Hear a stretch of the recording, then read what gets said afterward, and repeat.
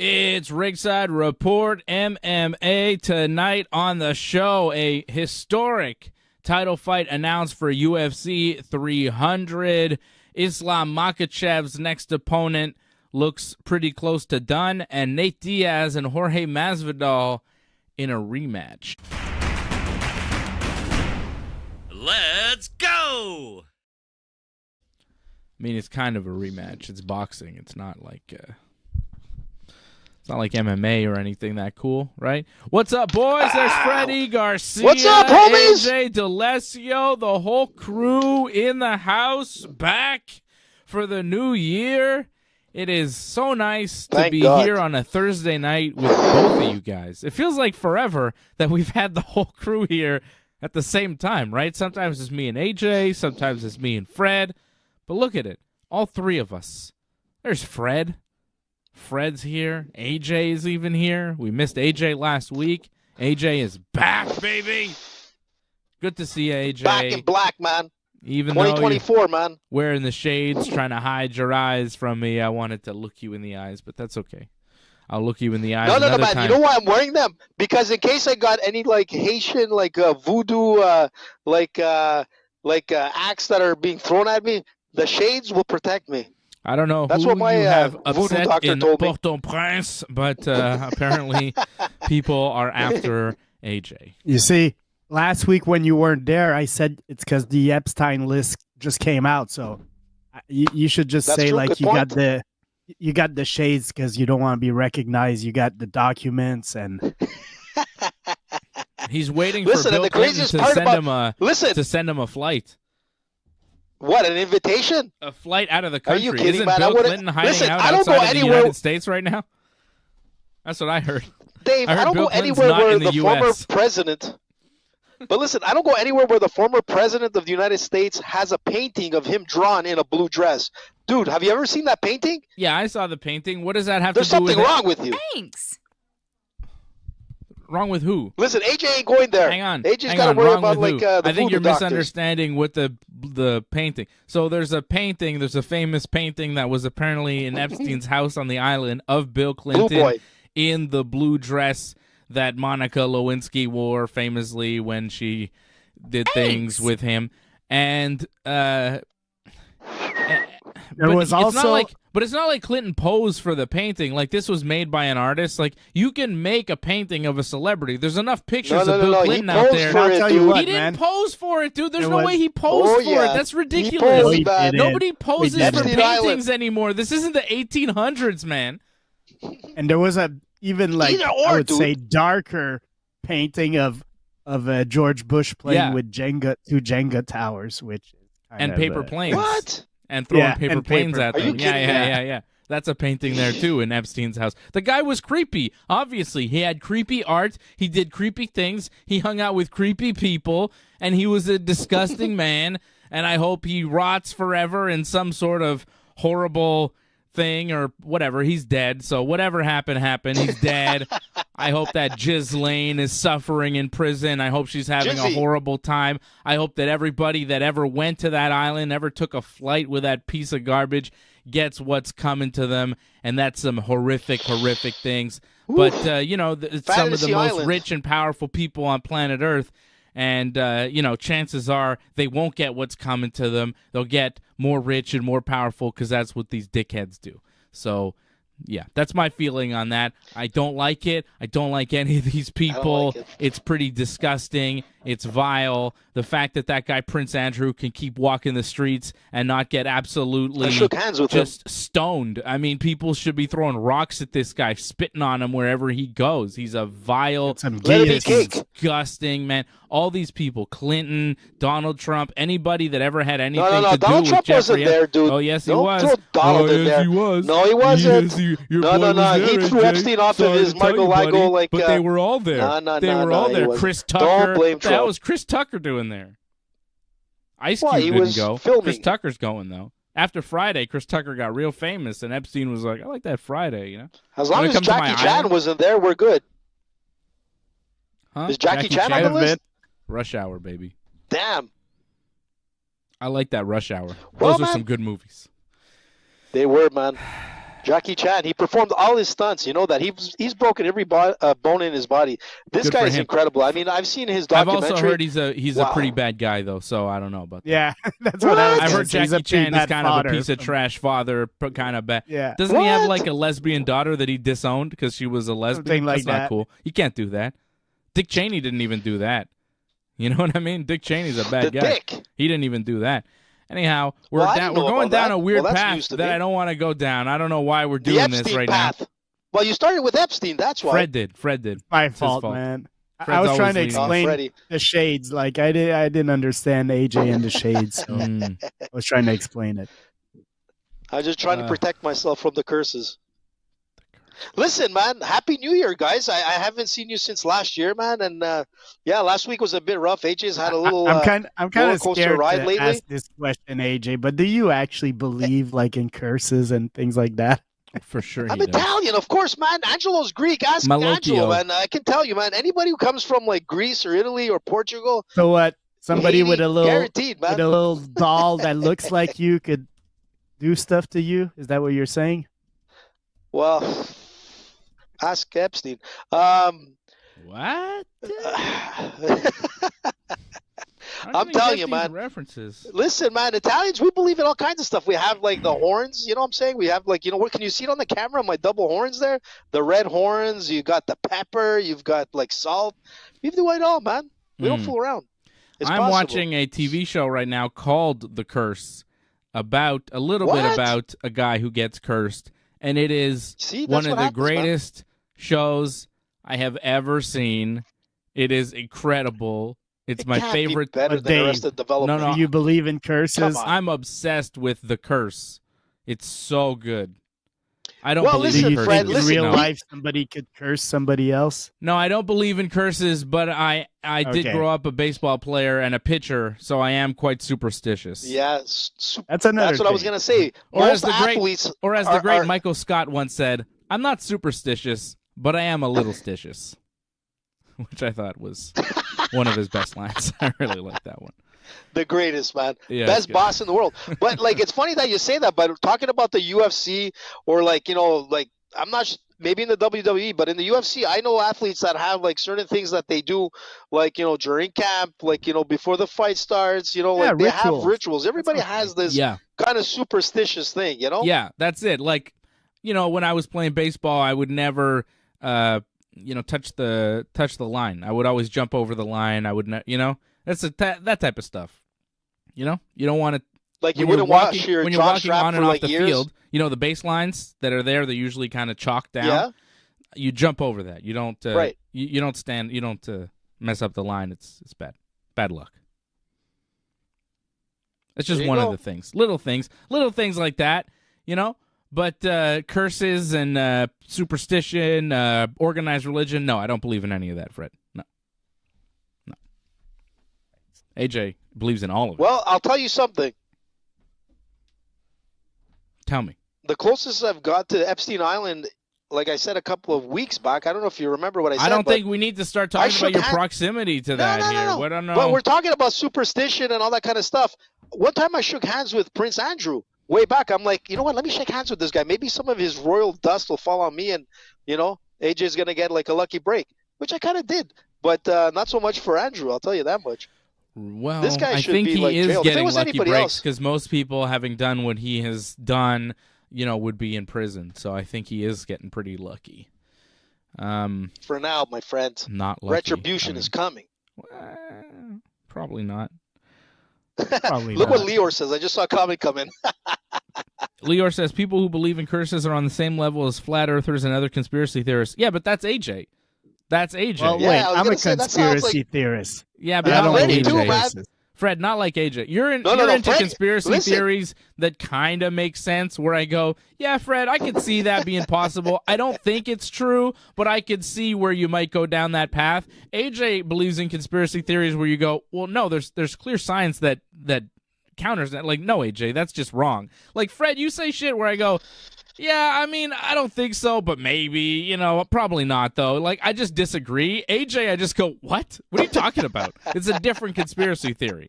You know, like Fred will come to me man, with some stuff I said about a few JFK things that came out, man. At JFK or 9/11, and I'll be like, yeah, maybe, I don't know. Those people were shady. Who knows? AJ will come. Will be like, the Earth is flat, and there are gremlins living under the crust, and I'm like, no, AJ.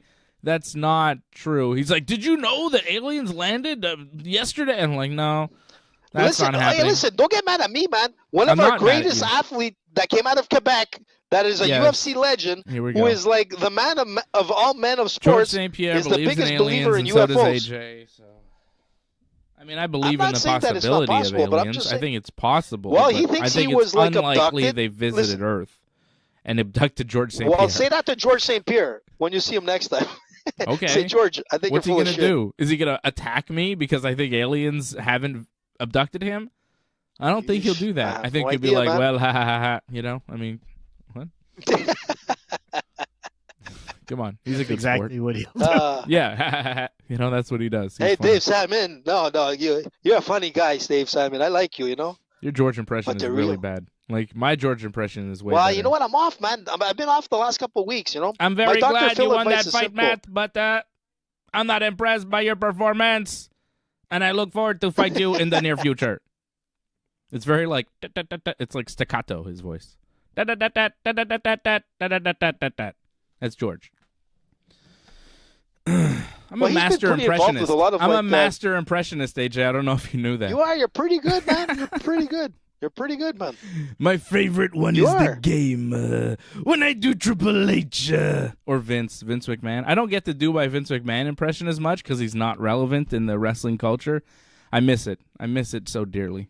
He just got so horny, you know? It was great. My Vince got really horny. At 70 years old? He was super horny. What the hell is he taking? Vince is still horny. Are you kidding me? Like, He's seriously. still paying people off left and right. He has to. He can't control himself. But that's what I'm saying. Find out what he's taking. This is a man who went on television and called himself a genetic jackhammer.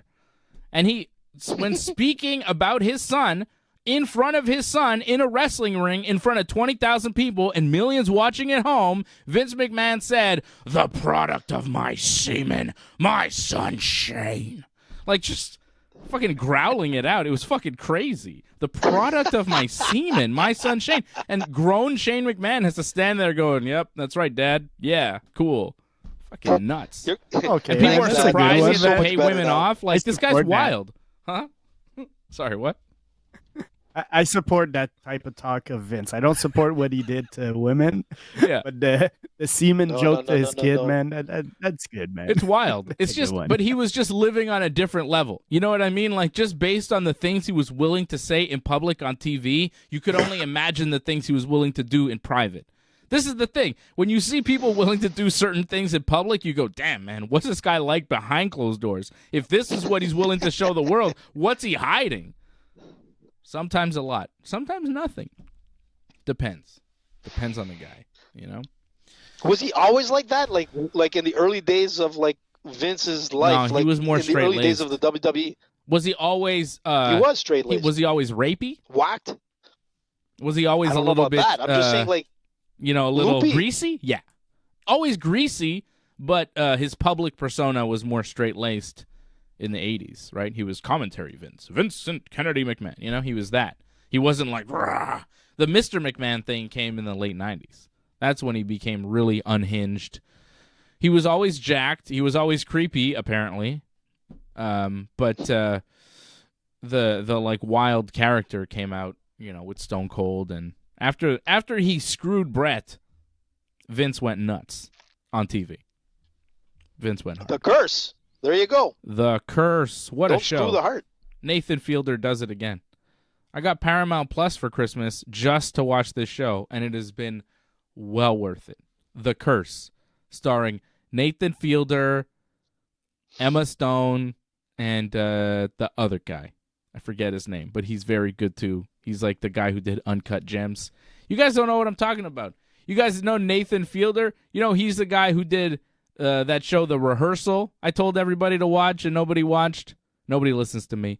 He did Nathan For You, this show that I loved, Nathan For You. He did Nathan For You, then he did The Rehearsal, and now he's got this show, The Curse, and it's incredible. It's so good. He does all the best things, all the best entertainment. He's a Canadian Jew, just like me. So, maybe that's why there's something that he's like a weird Canadian Jewish guy, and I can relate to that. Like Dave? I can relate to that. There's a lot of stuff, culturally where I'm like, yeah, I get what you're talking about. We align in that way. He's just incredible. He's brilliant, and his new show is so good. But is it like if you want to talk about curses, is it like a drama? It's like a drama, but comedy as well. You got to get Paramount Plus, which is a whole thing. I got it, man. I can get it. Anyways, it's worth it. The Curse. All right. Dave recommends. It's my favorite show going right now. And I think the final episode airs like tomorrow night, so it's going to be nuts. I don't know how it's all going to wind up. Anybody watching The Curse right now? Nobody. Like, I know no one in our chat, no one on the show, no one I know is even watching it. No one I know is watching this. I've tried to get family members to watch it. Nobody's watching it. I'm the only person who watches this stuff. I know there are other people in the world watching it. Like, I know it's being watched, but sometimes I feel like, am I the only guy who's seeing this? It's so good. This is my favorite thing. You know when you have a favorite thing and, like, nobody else is even aware of it, and you're like, what? Start a Curse podcast. Let's see if yeah, right. No one will listen. No one will listen, Fred, because no one's watching the show. Why would I start a podcast about a show no one's listening? No one's watching. Well, if nobody's watching, it's gonna get canceled. Maybe, but it's on Showtime. It's probably gonna win a bunch of awards because it's very good, and I think critically, it's getting good reviews. It should be, anyways. I don't know. Nathan Fielder not only made Nathan For You, The Rehearsal, and The Curse, but he also produced How To with John Wilson, which is another one of my favorite shows ever, which I was raving about when this final season was airing a few months ago. Like, this guy does everything good. Nathan Fielder is my favorite guy. That you made me watch. That show that you made me watch from that guy from New York. Remember, he was doing all this kind of weird shit. How To with John Wilson. That's produced by Nathan Fielder. Oh, that's the same guy? No, it's a different guy. Oh, he was pretty good. But John Wilson is a different guy who's in the same, realm, I'd say. Oh, God. Well, that was pretty good. I gotta give you credit on that one. Miss Brooklyn Lizard says she's going to watch The Curse. So, thank you, Miss Brooklyn Lizard. I hope you like it. There you go. Leor says, How To was awesome. Great recommendation, Dave. Well, there you go, Leor. Thank you. Now, watch The Curse. If you liked How To with John Wilson, I think you will enjoy The Curse. And you will also enjoy Nathan For You and The Rehearsal, which are all just excellent shows. Excellent. So, that's it. I just wanted to talk about how much I love Nathan Fielder because I love him so much. Good review. He's my favorite guy. Okay, let's talk about UFC things, right? We got to talk about fights. Here's a historic title fight happening in UFC 300, guys. Are you ready? Historic. This will go down in history. First time ever that two Chinese fighters fight each other in the UFC because Zhang Weili will be defending her UFC Women's Strawweight Championship against Yan Xiaonan at UFC 300. Wow, for the Women's Strawweight Championship. All I got to say is, no disrespect, I want to be nice. Cool fight, nice. Two Chinese fighters fighting each other for the first time does absolutely nothing for me, but my headline on this fight is, this better not be the main event, because that sucks as a main event for UFC 300. No offense. No offense. It's a cool card. They've got some good fights on the undercard, but if that's the main event, like, count me out. That can't be UFC 300. It won't be. Well, that is good. No, it won't be. It won't be. That's a good fight to have on 300 just because of the legendary status of this being the first time ever. I mean, there's going to be millions of fans ready to watch this in China, but man, it's not going to draw like the North American or UK or Irish fans to really go local for 300 if that's the main. I don't think so. I think it's going to be part of the card. I think it's going to be an exciting part of the card. A couple of weeks ago, I was saying I wanted Leon Edwards and who was it? Who's Leon and Belal to have Belal, yeah, to be the co-main event, and that would have been much better. Like I don't know, nothing against Zhang Weili, and I'm not even sure who's her opponent. Like Yan Xiaonan. I already forgot. But yeah, She's that's pretty not good, man. I mean, it's a good fight. For like Zhang Weili is a fucking good fighter. Like I love watching her, but not UFC 300. Come on, Dana. People are expecting Belal Muhammad versus Leon Edwards to main event this card. I mean, apparently Dana White is going to announce this tonight. That's the rumor going right now. People are expecting Dana to announce this tonight, that Belal and Leon Edwards will main event UFC 300. That's the rumor going around. Dana's starting to announce UFC 300 fights. And it's the most likely. It's the most likely main event, right? We kind of talked about it. It's either going to be Israel Adesanya against Alex Pereira in a rematch, Alex Pereira versus, somebody at light heavyweight, or Leon Edwards against Belal Muhammad. And I think that's probably the fight that we're going to get. Dana has not announced it yet, but a lot of people are expecting it to be announced. If not tonight, then tomorrow or Saturday. Yeah, it's got heat, but it doesn't have sizzle. Even as that as a main card I don't know, man. That's pretty good. Leon versus more Belal, exciting than that. That's a good welterweight title fight. You have Zhang Weili versus Yan Xiaonan on that card as a co-main event. Then you go to the fight that was announced this week, Charles do Bronx Oliveira against Arman Tsarukyan, with the winner probably getting a title shot. Right? That's a big fight. Oliveira and Tsarukyan. Big fight for two reasons. A, it's a title eliminator. B, Charles Oliveira is not getting the next title shot against Islam Makhachev because he's fighting Arman Tsarukyan, which means Islam Makhachev is going to fight Justin Gaethje, which is the fight to make, which is great. Islam himself even went on Twitter and said Gaethje was next. So that is a very good sign. But as far as UFC 300 goes, guys, say it's Leon versus Belal main event. Zhang Weili, Yan Xiaonan co-main event. Charles Oliveira, Arman Tsarukyan after that. Yuri Prochazka, Alexander Rakic, and Calvin Kattar versus Aljamain Sterling. That's a 5-fight main card. That's pretty good. You got Aljo versus Kattar. First fight since losing the belt for Aljo opening a pay-per-view. Solid. Yuri, first fight since losing the title fight. He takes on Rakic. That's second fight on the pay-per-view. That's Yuri Prochazka main evented a pay-per-view. Aljamain Sterling main evented a pay-per-view. These guys are pay-per-view main eventers that are opening up your card on pay-per-view. That's not bad. Then you got Oliveira, again, another former champion, another guy, who can main event pay-per-views. He's on this. You got Zhang Weili, Yan Xiaonan, co-main event. They're not main eventing anything, other than a fight night, but they're in the co-main. They're champions, so they got to be there. And then you got Leon and Belal, which is a main event of a pay-per-view, which is solid. I mean, look, it's not Brock Lesnar. It's not Conor McGregor. It's not Ronda Rousey. It's not Jon Jones. It's not George St. Pierre. But given the talent available, it's pretty good. It's pretty good. And if you add how good UFC 299 is looking to UFC 300, the UFC is going to be on a good roll where they're going to have enough goodwill from the MMA fans where we go, yeah, this was solid.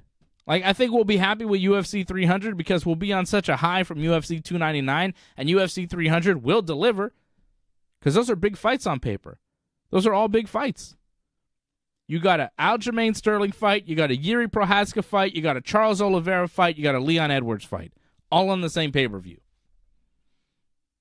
I'm good. Is that not good enough for you, AJ?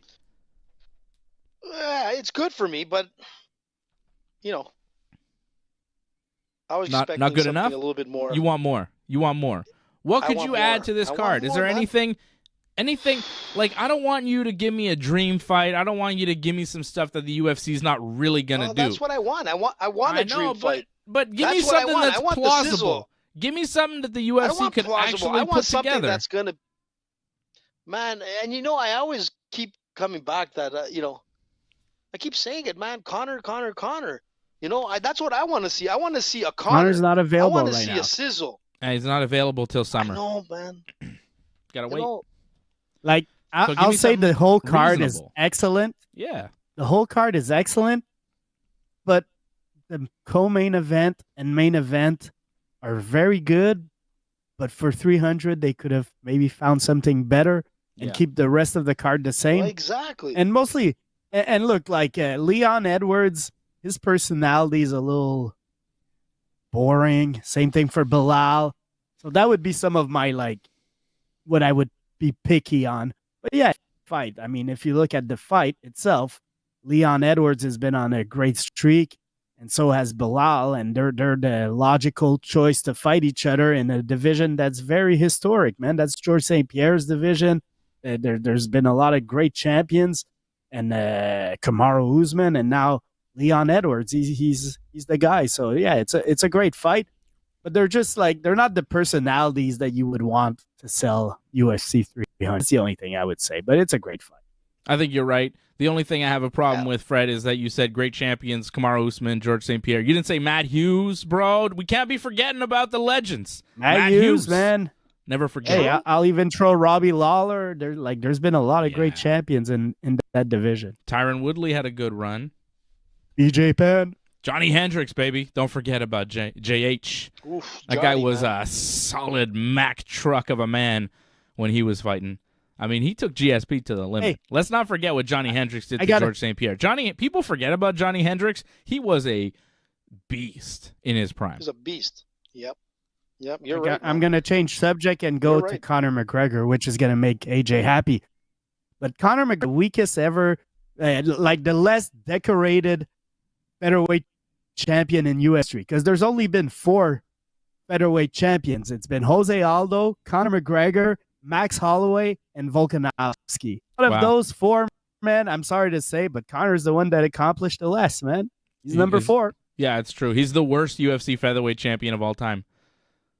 Yeah, but he brought the biggest pay-per-view draws. He brought the biggest crowds. He brought the fans that didn't know anything about the UFC. He's done more for the sport than any of those guys put together. And that's the difference. When you're looking at who's brought something to the sport, you know, you can look at it in any sport, from hockey to football or whatever. You know, you look at guys like Mario Lemieux, Wayne Gretzky. They brought something to the game, man. You know, Crosby, he's brought something to the game. You know, yeah, but guys, AJ, you got to look at like everything those from guys basketball won to whatever. Championships. They won. So did Conor McGregor. He was a 2-time champion. 2-time champion, 0-time defender. 0-time defender. Doesn't matter. To be the champion, you got to defend the title. And he still has, you know, on the top 5 pay-per-views of all time, Conor McGregor is there as blockbusters. The guy has brought more to the sport than anybody else. And that's why you need to have a sizzle. You need to have a sizzle. This is AJ's greatest hit, man. Come on, AJ. We've heard this before. We know that he sells pay-per-views. I know, but I got to remind you. Because there's people out there that forget about, like, you know, the Crosbys and the Gretzkys and the Mario Lemieux, man. And people have to be reminded that they made the game, man, better. And Conor McGregor, regardless, he's made the game better, more exciting. I disagree. He's brought more fans. I disagree. You know what? I think Conor McGregor he brought boxing to a level that boxing couldn't do.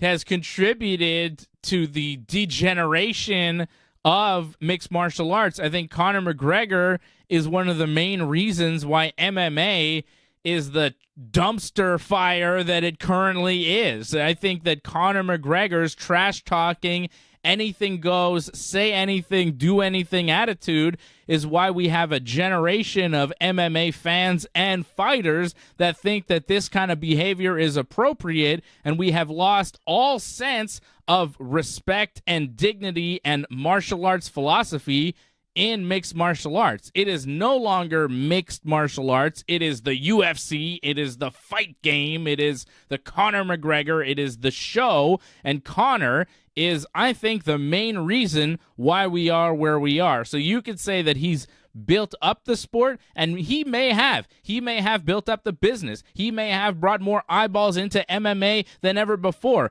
but I would tell you he's brought the wrong eyeballs, and I think that he's also contributed to all the fighters becoming jackasses, acting like complete idiots to try to make more money and sell fights, and most of the time they just come off cringy and dumb.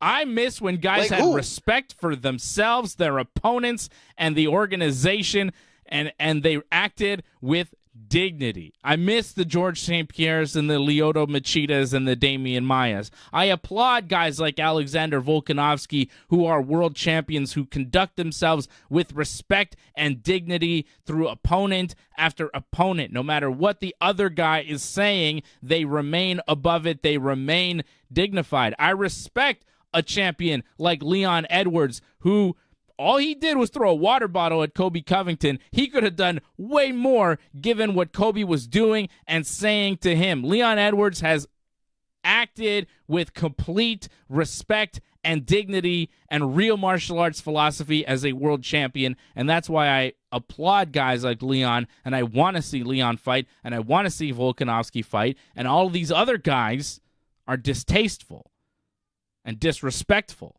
Tom Aspinall, I'm talking to you. Shut the fuck up about John Jones, by the way, Tom Aspinall. Oh, man, don't get me going on him, man, because I'm on Tom Aspinall team, man. What? Like, Tom Aspinall needs to shut yeah. the fuck up, all right? No, don't tell him I said that. John He's Jones very big and very I'm scary. the biggest John Jones fan. I'm the biggest John Jones fan there is, but John Jones, I'm sorry. The fight I want to see for him is against Tom Aspinall. Stipe Miocic, man, I was looking at his record today, man. Stipe, man, hasn't done nothing. His last win is in 2020, something like that, against Francis Ngannou.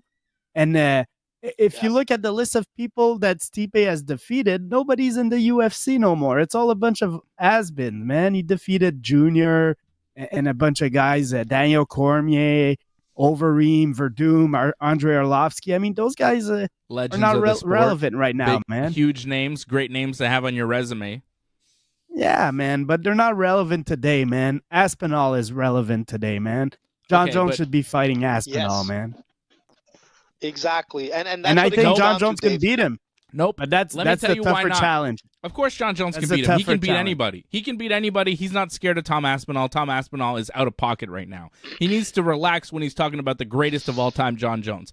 John Jones doesn't need to fight Tom Aspinall. Who the fuck is Tom Aspinall? Who has Tom Aspinall ever beat? Tom Aspinall may be the number one contender. He may be the top guy at heavyweight, but John Jones isn't the heavyweight champion to be sitting there taking on the next contender and the next contender. He did that for years as light heavyweight, dominated the sport, and then took a break.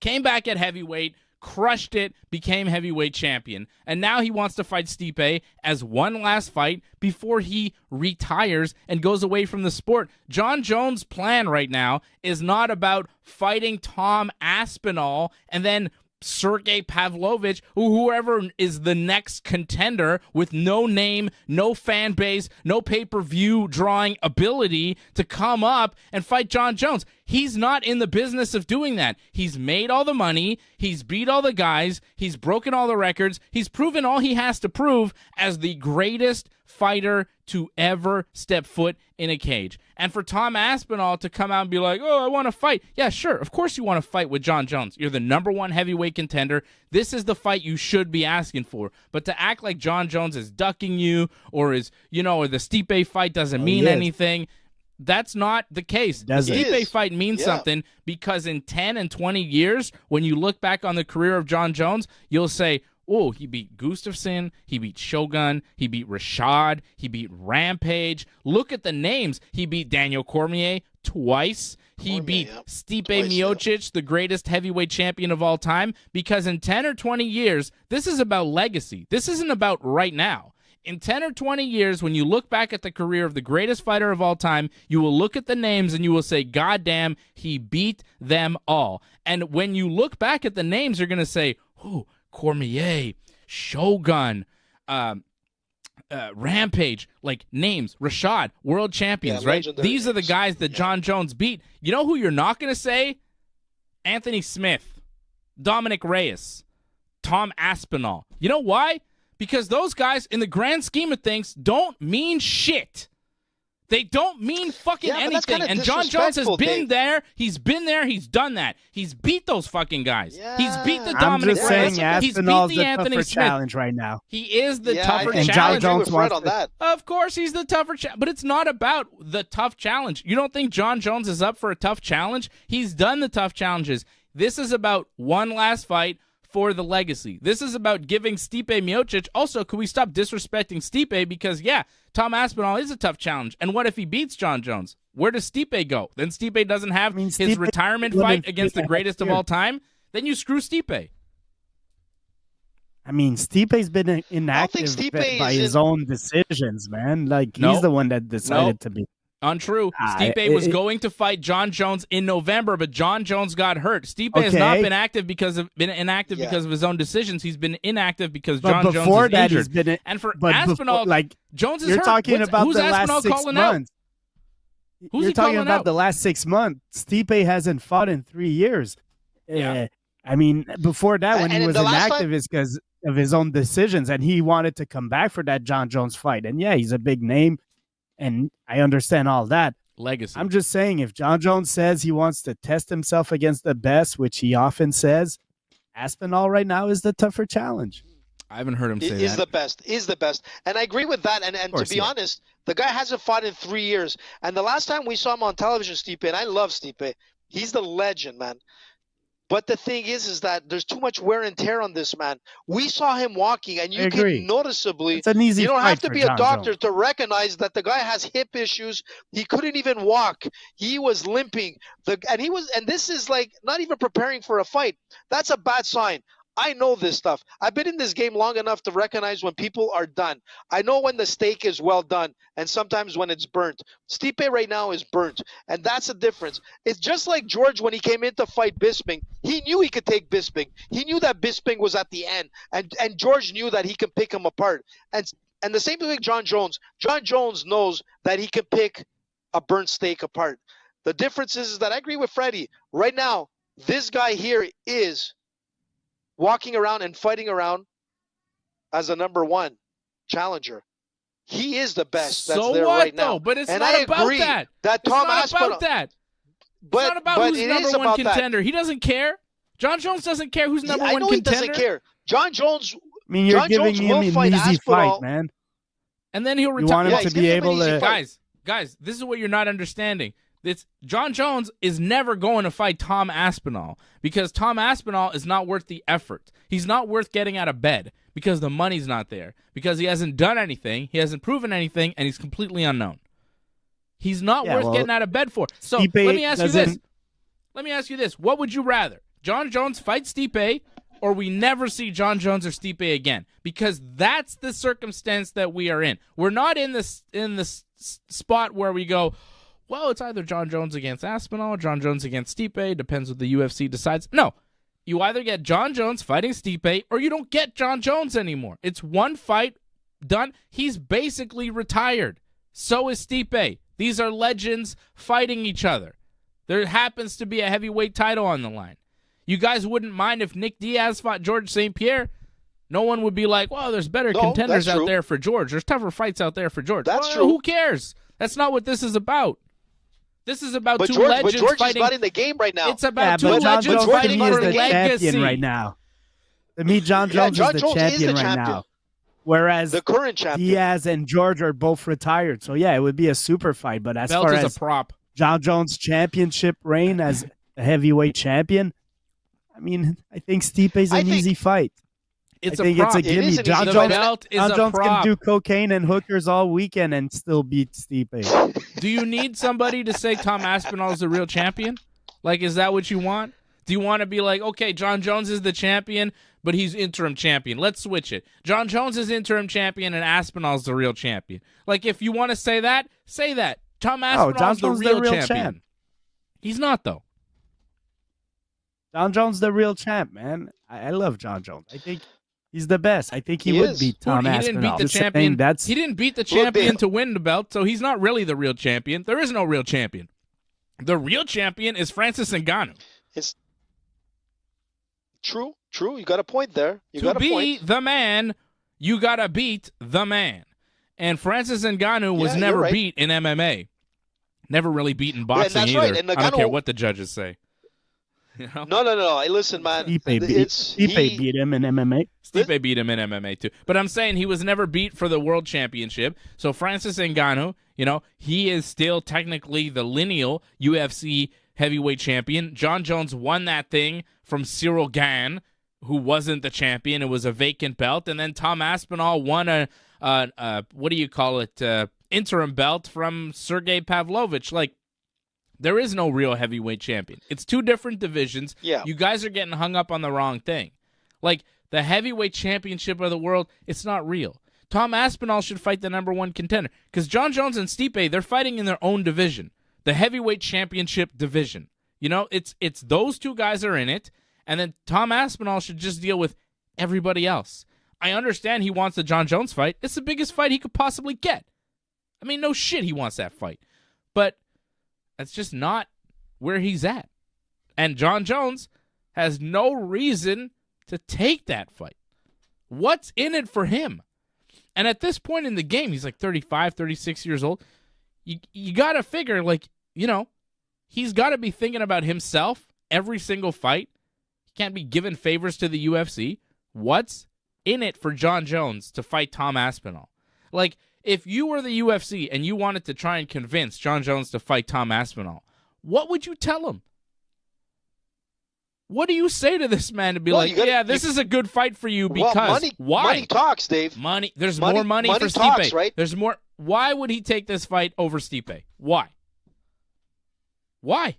Look, I agree with Give you. me one good I reason. agree with you. Like I'm on both sides of the coin here. I agree with you. If I was Jon Jones, listen, if I was Jon Jones, I would take the Stipe fight, no doubt about it, because he knows he could beat Stipe. I'm pretty sure we would all agree that he's probably going to win that fight. And that's the way you go. If I was Jon Jones, I'm going to get my money. Stipe is going to get his money. They're both going to retire. The difference is that Jon Jones will retire as the greatest fighter in combat history. Yeah. No doubt about it. I got to say that, and I agree with that. If I was Jon Jones, I would want that fight. But going up against a guy like Aspinall is going to be a war.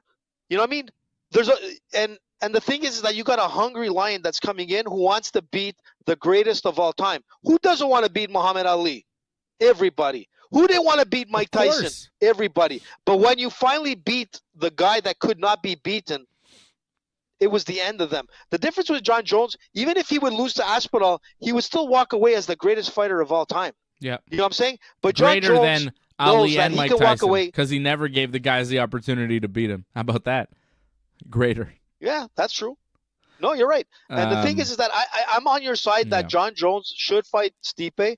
I'm just worried that Stipe may not be able to make it to the fight. You know? I think it's an easy win for Jon Jones. If he doesn't get the Stipe fight, he's going to walk away. Jon Jones will walk away this year. But it's his choice. Like, it's up to Jon Jones. Yeah, it's not like the UFC can tell him what to do. They can't force him to fight Tom Aspinall. And again, if you're presenting this fight to Jon Jones and you go, hey, Jon, you want to fight Tom Aspinall or Stipe Miocic? And Jon goes, well, what's the money? And they go, you'll make more fighting Stipe because he'll sell more pay-per-views because more people know him. And then he goes, okay, what's the easier fight? Stipe. Well, so it's easier and you make more money. Like, why would you take the Aspinall fight? For the challenge? Like, what are you, dumb? Who wants a challenge? I want easy fights and big paychecks. Right? That's what most fighters should want. No, you're right. If the fighters take a challenge and a lower paycheck over a bigger paycheck and an easier fight, they're in the wrong business. They should be fighting for free.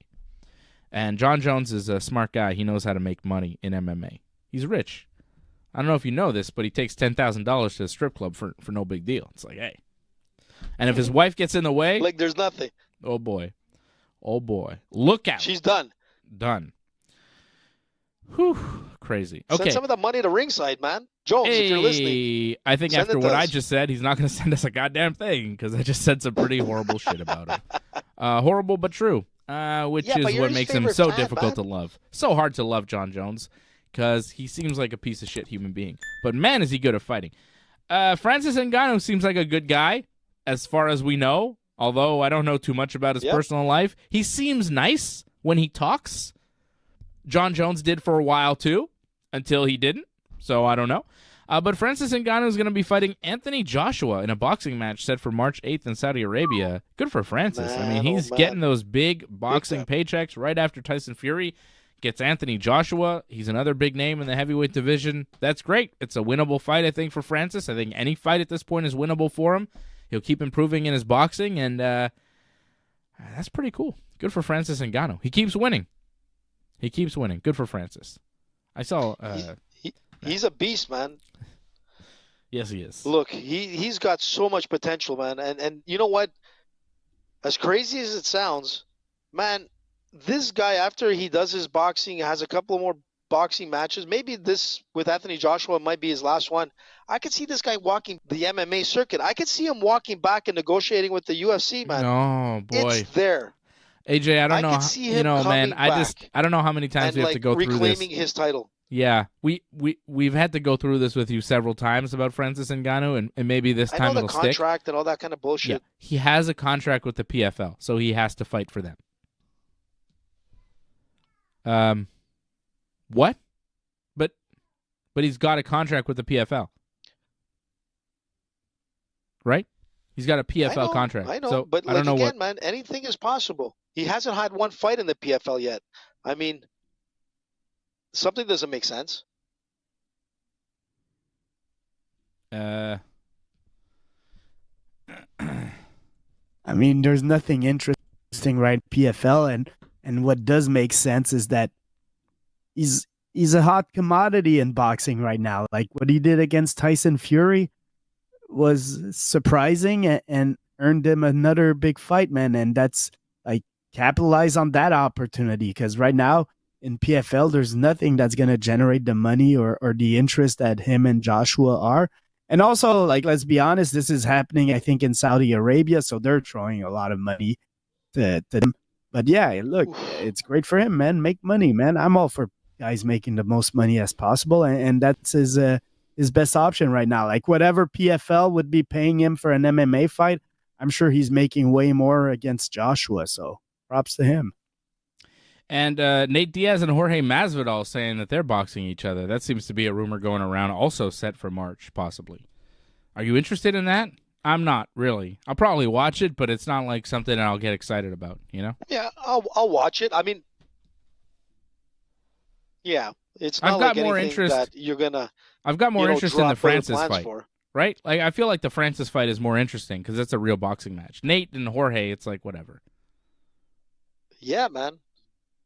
Yeah, you're talking like world class, like Anthony Joshua. Yeah, that's it. It's a different game, man. Yeah, it's a completely different. I prefer story. to see it in MMA. Also, like even if it's for somebody else than the UFC, I would rather see it in MMA.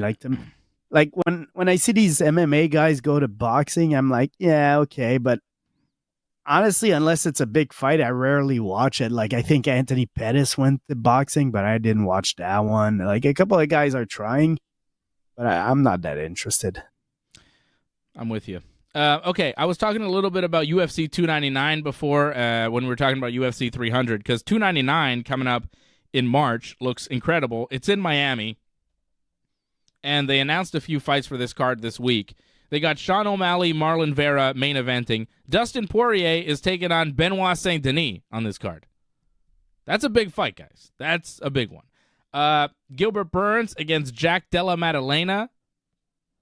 Kevin Holland taking on Michael Venom Page. I don't know if you guys know, but Michael Venom Page is in the UFC now, former Bellator fighter. And he's taking on Kevin Holland in his first fight in the UFC, which is pretty massive. Curtis Blades taking on Jailton Almeida. Macy Barber against Caitlin Chukagian. Rafael Dos Anjos against Mateusz Gamrot. Peter Yan against Song Yadong. I mean, This is a stacked card. That's one pay-per-view, UFC 299. So they're going in, like they're starting this year off pretty strong. UFC 299, UFC 300 looking good. UFC 297 even looking good. Strickland and Duplessis. Maybe not as good as 299, right? I feel like 299 and 300 are looking amazing. I like to see Strickland, man. 297, 298, not as good. You know? Strickland and Duplessis is a pretty good main event, but like after that, the card kind of drops off. UFC 298 headlined by Volkanovski and Topuria, which is decent. Dvalishvili against Henry Cejudo. It's a good fight. After that, though, it kind of drops off. Ikram Aliskerov against Anthony Hernandez. That's good. Ikram is a beast. Don't sleep on Ikram. This guy is a monster. Okay, what do we got this weekend? We got fights? Oh yeah, We got fights. we got a fight night. Oh, wait. Just before we get to that, I did want to tell you about Islam Makhachev. He says he's fighting Justin Gaethje June 8th for the UFC lightweight title. That's the fight. That's the fight to make for the 155-pound belt. I love it. He says he'll fight the winner of Oliveira Tsarukyan in November at Madison Square Garden, and then he'll fight again in February 2025 against whoever. So Islam Makhachev laying out his 3-fight plan for the next year. Islam versus Gaethje, Islam versus the winner of Oliveira Tsarukyan, and then Islam versus someone else. Islam, of course, expecting he'll win all these fights, which he probably will. Gaethje is going to be tough, though. Like, that Gaethje fight, I don't think it's going to be easy. Gaethje fought Khabib. He's got an idea of what these guys do. I think Islam is not as good as Khabib. I think Islam is like a slightly... Like, he's a version of Khabib. He fights similar. He's got a lot of the similar skill set, but I don't think he's as good. So I think having fought Khabib... stand-up might be. I don't know. It might be. I mean, you know. It might be, yeah. His stand-up might be a little better, but I don't think his gas tank is as good. I don't think his chin is as good. I don't think his wrestling is as good. I think Khabib was a better wrestler. I don't know, man. I think Khabib had better, but when you look at that, better takedowns, more control. But dude, you're talking about high level, man. Like, you know, you're up by like 1% not being Khabib. You know, it's a different game, man. Gaethje's a beast, man. But He's Gaethje's relentless. high level this too. guy, but you know, Islam is like, he might not be Khabib. Yeah. But man, we're talking like a percentage like below Khabib. I mean, it's a different world, man. I think Gaethje's gonna have a lot to handle, and I think it's gonna be a hard fight for him. And the stand-up game, I think, like I said, he has a notch above Khabib. He's just faster. He moves quicker. I think he has a pretty good jaw, man. I think he's, you know, you're talking about stamina. I think his stamina is like. No, I'm not taking anything away. Look, Islam Makhachev is one of the best fighters I've ever seen. Okay, I'm not taking anything away. I'm not saying he's bad at fighting. Exactly. He's obviously very, very good. I just don't think he's as good as Khabib. I think Khabib was a little bit better, you know, a couple notches above. And Gaethje having fought Khabib, I wonder how that figures into fighting Islam. I think Gaethje could win. Islam could win. I'm just saying I think that was the fight to make over Oliveira and Islam. And I give Gaethje a solid chance because I don't think you can ever count out Justin Gaethje. The guy is game. No, that's for sure. You know? He's high level, so we'll see. I hope for Gaethje's sake he doesn't have to go to Abu Dhabi or something to fight him, but I think he probably will. Like, if they can get that fight in the States, I think it's better for Gaethje. If he goes to Abu Dhabi, I think he's fucked. That's how I feel about that fight. Okay, guys, we got fights this weekend. We got another man from Dagestan main eventing a UFC event. It is Magomed Ankalaev. It is the rematch here with Johnny Walker. These two fought, and we didn't get a result. We got a no contest. So we're going to try it again. There was a illegal knee from Magomed Ankalaev to a grounded opponent, and that was the first round back at UFC 294 in October. We're going to run it back here in the main event and see what we get. Johnny Walker, Magomed Ankalaev. You guys know me. I'm a big fan of Magomed. I think he's one of the top fighters at 205 pounds in the UFC. I think he's going to take it to Johnny Walker. It's a 5-round fight. I think that plays into the favor of Magomed Ankalaev. I think he drags Johnny Walker into deep waters. And it's going to be a different paced fight than the last one. Last one was 3 rounds, I think, which favored Johnny Walker in a way because he's very explosive and, you know, comes out hard the first, second round. But when you start doing that and then you get to the third and the fourth and you have to keep fighting, could be trouble with the gas tank. I like Magomed Ankalaev in this fight. He's a heavy favorite over at bet99.com. Go to bet99.ringsidereport.net. Use that promo code Ringside. Magomed Ankalaev minus 475, the favorite. Johnny Walker plus 375, the dog. I agree with that. AJ, I know you're a big Johnny Walker fan. What do you think? Is your boy Johnny going to pull off the big upset plus 375 in the main event? Look, I'm going to tell you, like, even when they fought last time, you know, I love Johnny Walker. I thought Johnny Walker coming into the UFC was going to be the next big thing, which he started off as the next big thing. But then he went on a losing skit, and he was 1-4. Now he's back, like he's got 3 fights in a row with wins. He's 4-4.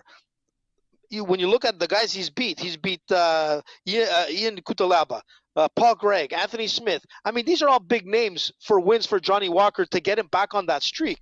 But if you recall the first time they fought, I'm like, Magomed is just a different level.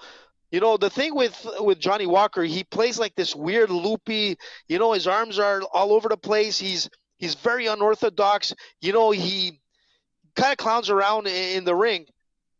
And I think even though that was considered a no contest the last fight, I still had my pick on that fight for Magomed, and I'm not going to change it because this guy is just a powerful, powerful wrestler, man. The guy's a sambo combat specialist. The guy has amazing kickboxing.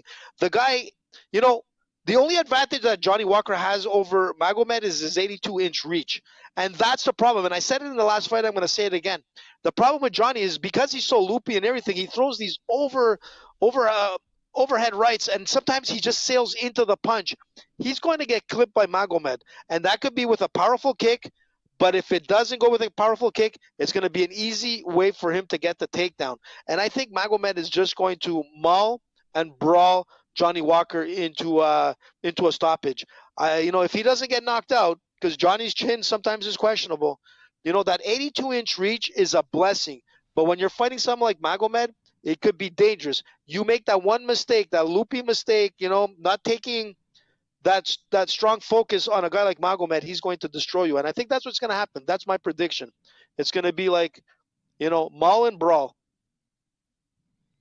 So you got Johnny Walker. I mean, you just went everywhere, though. I lost No, did you hear what I said? I said Magomed, man. He's a powerful everything, man.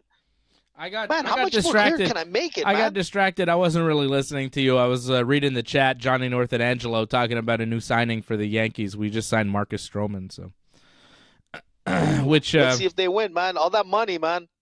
Got to be like it's a 2-year deal for Stroman. Worth Yankees just signed pitcher Marcus Stroman. Played for the Cubs for the past few years. Used to be a Blue Jay, which I don't love. 2 years with an option for a third. According to Joel Sherman, it's $18.5 million per year. Jesus. Not bad. Well, good for him, man. Not bad for the third starter in the rotation. There won't be too many concussions in the 2 years. I don't know. I'm not like a big fan of Marcus Stroman's. I don't know if he's the answer for the Yankees rotation. I'm not super high on this deal. I know that the Yankees were looking at Marcus Stroman for a while. I'm not that excited about it. We'll see how he does.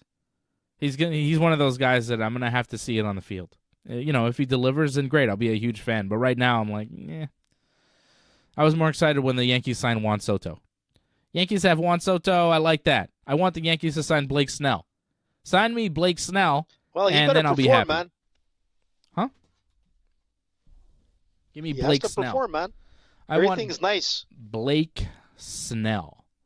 That's who I want on the Yankees. He was a 2023 Cy Young winner in the National League. Why not have the American League and National League Cy Young winners in the same rotation? Wouldn't that be great? Garrett Cole and Blake Snell in the same rotation? That'd be nice. The Yankees would definitely win if that happened, right? Right? Not really. Shut up, AJ. Don't tell me that. Because they always win when they try. Yeah, come on, man. Money is the answer to all the problems. It's 20 years. Yeah, it works, okay, Fred? Not really, but sometimes it does. If you spend enough money, I mean, it's got to work. Unless you're the Dodgers. It'll never work for them. Never. All right? Because of the curse. So, I actually had something good to say, but now you derailed. I was going to say, like, Johnny Walker, you're right. He's unorthodox, and he's got this wild style. Whereas Ankalaev, man, he's very fundamentally sound. So I think that's going to play into the equation. And yeah, like Ankalaev should win. This might go to decision because maybe Ankalaev doesn't want to put himself in a dangerous position where John is still a dangerous striker. He's a strong guy and all that. But I think Ankalaev manages distance, hits Johnny Walker when he needs to clinch. He wins those positions, and he just wins by decision. So I got Ankalaev. He's not because the odd ain't great, but I feel it's a pretty much give me that he's going to win. Yeah, I don't love the odds on this fight. I think we had closer odds last time around. But yeah, we're unanimous here going with Magomed Ankalaev for the win this Saturday night. What else do we have? Mateus Nicolau taking on Manel Cape. This one is a rematch. They fought a few years ago, and Nicolau squeaked out a split decision win. I don't think it's going to go down that way this time. I think Cape and Nicolau, both different fighters this time around. I like Manel Cape to pull this one off. He is the favorite right now at minus 275. Nicolau plus 220. I think Cape is actually going to knock out Mateus Nicolau. Nicolau coming off a knockout loss, and Cape has some good power, very, very fast hands, almost knocked out Nicolau in the second round last time they fought. So I'm going to go with Manel Cape to win this one, and if you want to take a look at the method of victory by knockout right now is plus 155, which I think is decent value for that fight. Co-main event, thoughts? Man, Manel Cape's a solid fighter, other than so the I loss agree. that he had, Nicolau. Look, I was gonna say the opposite because Nicolau just with his last loss to Brandon Royval. I mean, before that he was on a 6-fight winning streak. This guy, man, he has all the tools to beat Cape, even though he's the underdog. I think he's actually gonna win this fight. I think he will get his hands raised. Don't forget, he was on a 6-fight winning streak Before he got knocked out in his last fight, right? The only thing is, not good, but listen, the only thing I can say is that if Cape is going to beat this guy, he has 11 KOs in his career. The guy is going out for the knockout. But if Nicolau can weather like that storm in the first couple of rounds, man, I think it'll go the distance and he'll be able to win this fight. I think he's a more solid fighter. He's just got to weather that storm. Okay. Fred, any thoughts on the co-main, or you want to do parlays? You got a parlay? Well, I said Manel Cape is a solid fighter, and I agree with you, Dave. I think he's got this tomorrow. How about a parlay? We've got some UFC veterans, some legends on this card. Jim Miller fighting on this one. Andre Arlovsky. Yep, Jim Miller. Yep. On the prelims, we got Arlovsky. So we got some legends on this Ricky one. Jim Miller's actually a favorite. I wouldn't say Ricky Simone is a legend of the UFC like Jim Miller and Andre Arlovsky, AJ, but he's a name that we know for sure. No, I wouldn't say that, but sure, he's an exciting fighter. I think he'll make a very interesting fight for that card, anyways. Yeah, I have him for the win on my parlay. Who? Jim Miller? Ricky. Jim Miller, man, that was a tough one. I have a parlay ready. Good old if you Ricky need a Simon. parlay. You have Ricky on your parlay too?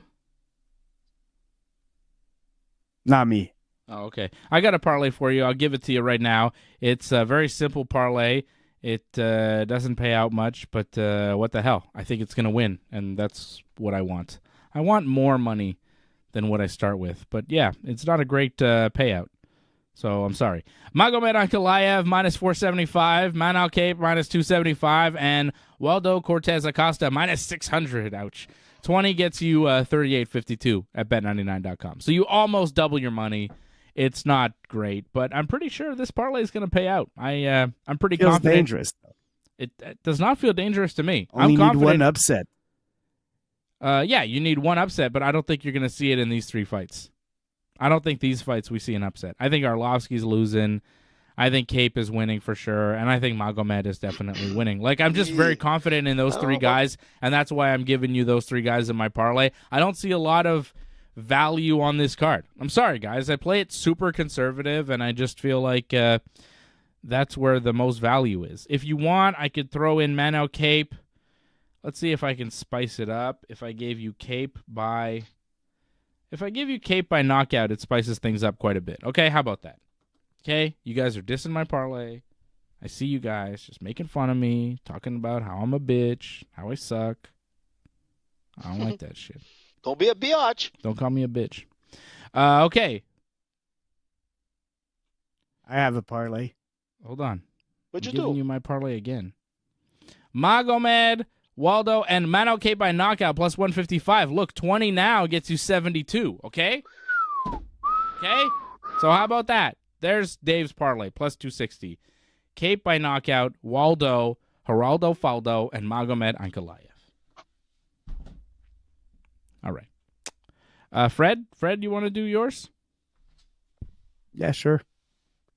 I got Fareed Basharat. Basharat. Okay. Bruno Ferreira. Bruno. Yeah, good Jeez. move. And Jim Miller. Oh, this is a fun parlay you got. It's gonna be a. Wow, this is crazy.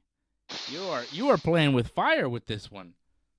This is a fire playing parlay here, Fred, and I like it. All three guys are favorites, man. Basharat is going against Taylor Lepilus, who's a decent fighter, but yeah, I mean, France has better fighters right now, whether it's Benoit Saint Denis or Cyril Gane, etc. Like Lapilus feels like a old school fighter, and I'm not convinced. And Basharat, I think, is undefeated, so I got Basharat. And Bruno Ferreira, he's a fucking beast physically, so I feel confident in Bruno Ferreira. He's gonna give some problems to Phil Oz. And veteran Jim Miller, man, he's gonna pull off a win here. I got confidence. Jim Miller, he's on a mission to be on UFC 300, and he's gonna win this one. Jim Miller minus 140, slight favorite over Gabriel Benitez. Bruno Ferreira minus 120, slight favorite over Phil Haas, and Fareed Basharat minus 280. Have your favorite over Taylor Lapilus, but I think that's a tricky parlay, Fred. I don't know. I'm not confident in your parlay, but I like it. 20 gets you 85-31. Good payout there. For Team Fred, plus 327 here. For UFC Vegas, Ankalaev versus Walker. AJ, let's see what kind of crazy parlay you got for us tonight. What do you got? Well, man, like, you know, there's a few of those fights I agree with. For sure, I'm going with Bruno Ferreira, just like Freddie said. Okay. I'm going to go with Ricky Simon if he wins over Bautista. The thing with Jim Miller, there's no doubt about it. This guy has 53 fights under there. I mean, he has the most experience out of anybody that's in the UFC right now. The thing is that he's going up against Benitez. The Benitez, his last fight, man, he won a dominant first-round knockout, like super spectacular knockout. The difference is that he was always trying to cut weight, this guy, and he always struggles. When he's moved up now, that's what you get, is that KO. I think Jim Miller needs that win, like Freddie said, to be on 300. He's destined to be there. The thing is that even if he loses, he's still going to be there. They're going to give Jim Miller a fight on 300. Being on the main card or on the prelim card, Jim Miller will be there. But I just think that Benitez is going up in weight. I think this is his biggest hurdle was cutting the weight. I'm going with Benitez, probably win by decision. If he's able to sustain the submissions, of Jim Miller, he's going to walk with the decision. And overall, Jim Miller is 10-12 in decisions. So I'm going to go the opposite way. I went against Jim Miller the last time and I lost. I think this year is a little bit different because Benitez, one thing is that weight cut, and he has a hard time. So I'm going with Benitez. Then I'm going to go with the opposite of Dave. I'm going with Matoias Nicolau on this fight over Cape. This could be an either-or fight. I don't think Cape has like that much of, that winning recipe to win this fight. This could go either-or. But I think from what I've seen and what I've been breaking down, I think Mateus has that edge, in my opinion. And then I'm going to go with Magomed. I'm not going to change from that, that's for sure. Okay. Even though, man, I love Johnny Walker, but it's going to be a tough one for him. Here is your Team AJ parlay, and it is quite a parlay. He's got Bruno Ferreira, minus 120. He's got Ricky Simon, minus 180. He's got Gabriel Benitez plus 120. This is where it starts to get interesting. Mateus Nicolau plus 220 and Magomed Ankalaev minus 475. The payout is crazy. $20 gets you $486.08. I mean, that's... I like this one, man. It's actually not out of the realm of possibility. It's possible. No. I could see a lot of these fights playing out. I could see Nicolau pulling off the upset, I guess, maybe. I mean, probably not, but, you never know. Fighting is crazy. There's AJ's parlay. It's a fun parlay. 20 gets you $486. I mean, that's fun. You might lose your money, but you might have fun doing it. With Dave, you might win money, but it's not a lot of money, and you might not have that much fun. But, you'll win money, so that's good. Fred, you also might win money. I was on fire to end the year, guys. I don't know if you remember, but I was like... Yeah, you were, man. Picking. Everything was right. Everything was just on fire. Last couple shows for the UFC, I was really killing it. Listen, man, did the production team set up like our wins and losses for this year starting 2024 with our picks? We got to see who wins, man, at the end of the year. That was never... I thought that was... No, that was never... This is the first event, so we basically just have to keep up winners in a sheet. Yeah, we could do that, AJ. I mean, okay. You could do it. Anybody. There we go, man. You're not going to do it. I don't have the capabilities as much. Like you don't know how maybe to use, the next couple of weeks coming up. You don't know how to use Excel. Basically, that's what I was going to say. No, I'm pretty good AJ in Excel. Is too old for Excel, which means you're pretty old.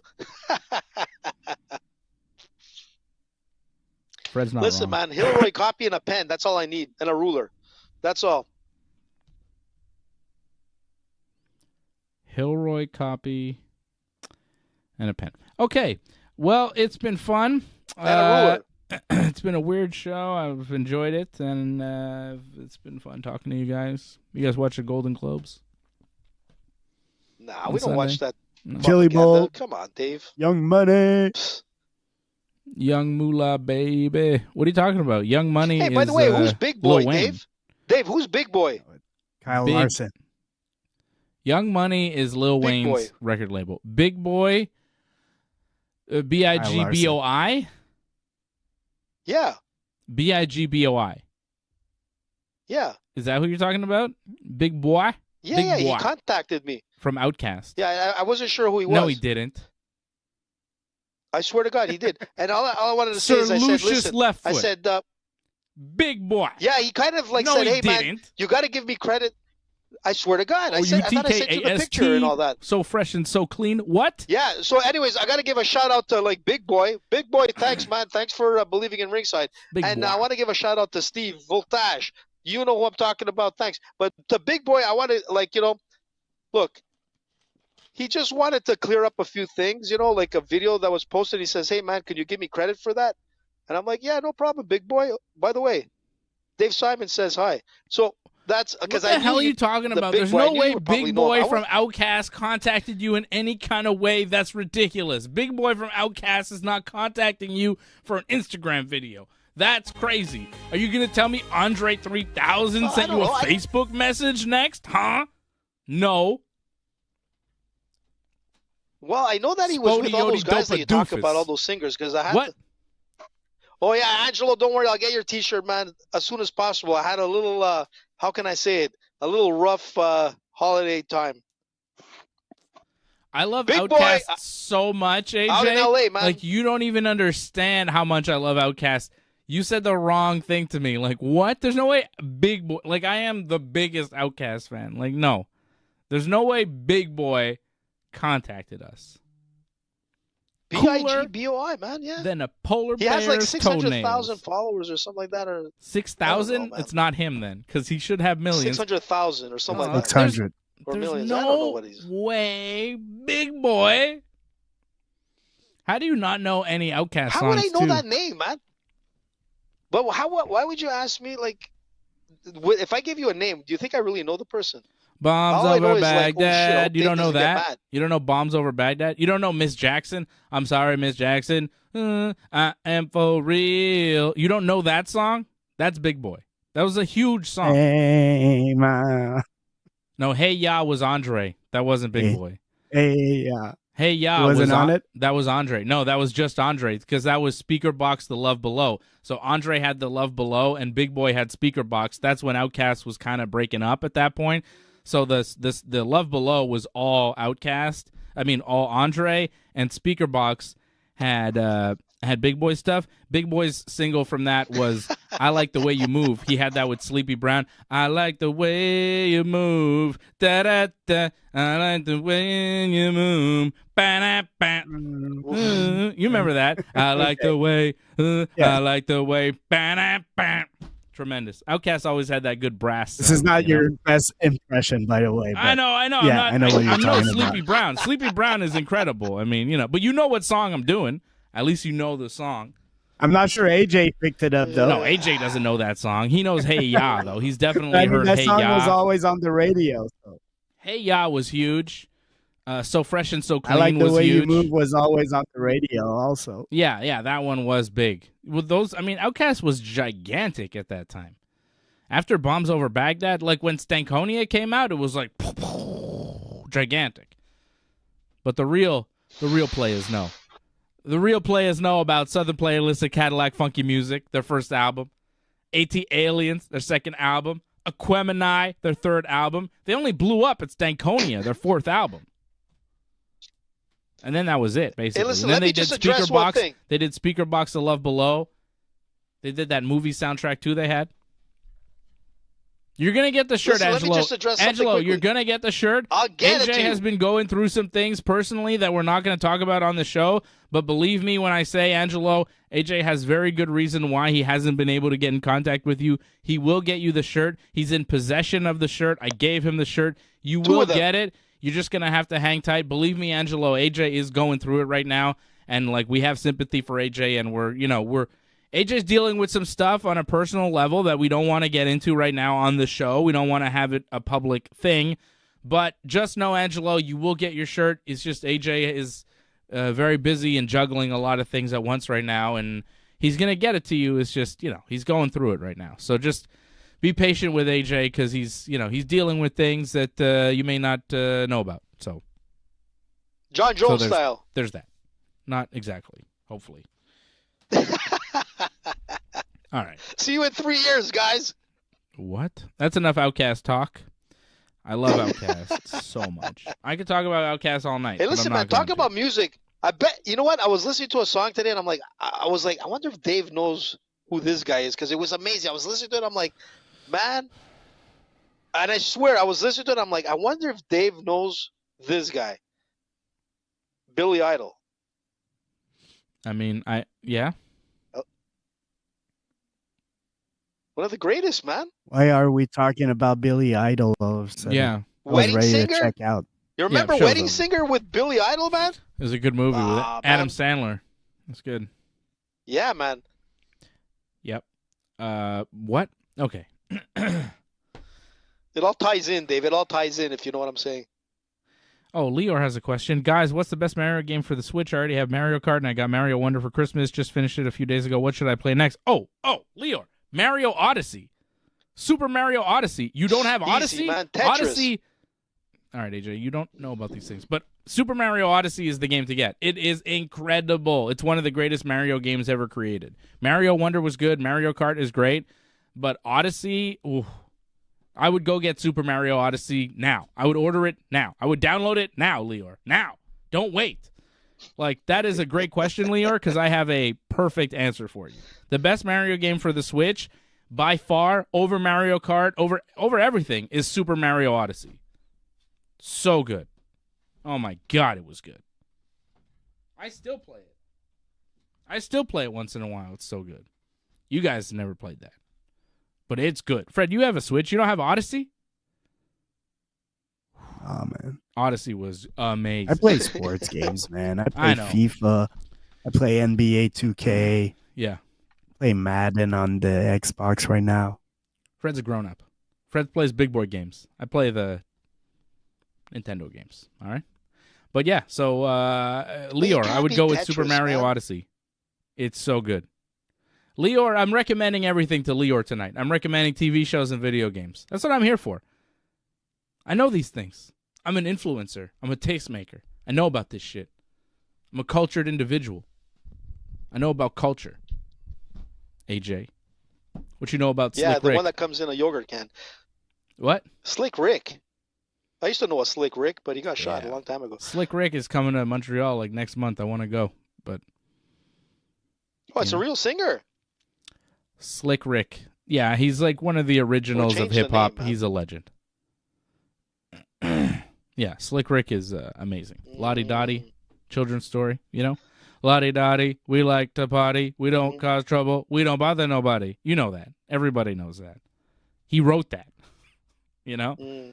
Like, the shit that he has written.